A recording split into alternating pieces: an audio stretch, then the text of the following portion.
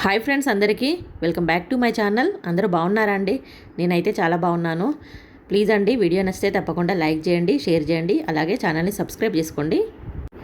ఈరోజైతే నా పని మొత్తం కంప్లీట్ అయిన తర్వాత ఆఫ్టర్నూన్ వచ్చేసి నేనైతే ఇంట్లో ధనియాల పొడి కంప్లీట్ అయిందండి. ధనియాల పొడి అండ్ అల్లం వెల్లుల్లి పేస్ట్ అయితే రెడీ చేసుకుంటున్నాను.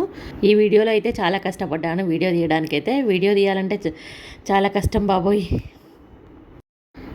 నిన్న ఒక వీడియో పెట్టాను కదా అండి, నేనైతే పాలక్ పన్నీర్ పరోటా అని. దానికైతే మంచి వ్యూస్ వచ్చాయి. వీడియో అయితే వ్యూస్ అయితే మంచిగా వచ్చాయండి. చాలా సంతోషంగా ఉంది.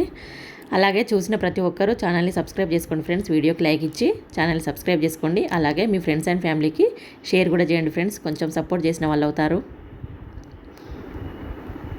ఇక్కడైతే ధనియాల పొడి రెడీ అయింది. నేనైతే డబ్బాలో స్టోర్ చేసుకుంటున్నాను. బాగా ఏం చేసుకోనండి, కొంచెమే చేసుకుంటాను. ఒక 1 మంత్కి సరిపడా అలా చేసుకుంటాను. మళ్ళీ అయిపోతే మళ్ళీ అయితే చేసుకుంటానండి. అలాగే అల్లం వెల్లుల్లి పేస్ట్ కూడా ఈ వీడియోలో తయారు చేసుకుంటాను. అదైతే కొంచెం ఎక్కువనే చేసుకుంటాను. వీడియోస్ అయితే లాంగ్ వీడియోస్ కూడా పెడదామని అయితే అనుకుంటున్నాను ఫ్రెండ్స్.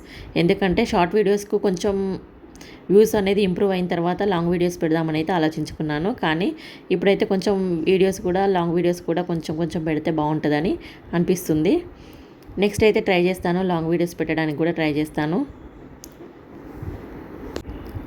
నాకైతే కొన్ని కామెంట్స్ వచ్చాయండి, హోమ్ టూర్ చేయండి అని. హోమ్ టూర్ అయితే నేను చేశానండి.